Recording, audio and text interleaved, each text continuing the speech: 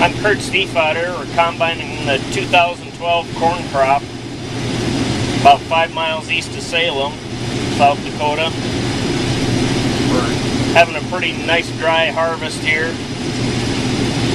The yield isn't so good on our crops because of the drought this year, but we're still getting some crop, which is always a benefit.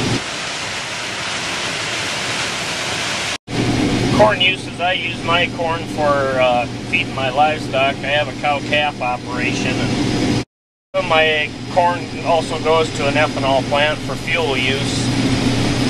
Have numerous plants within about 50 miles of me here.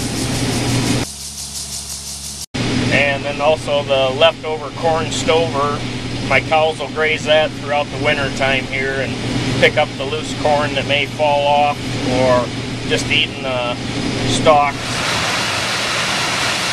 Do a lot of our own on-farm testing. It's in my yield monitor here. I'm testing out a product to try and see if it enhances the corn yield any when I plant it. We always use good management practices for the soil fertility and water management so that we reach that maximum yield.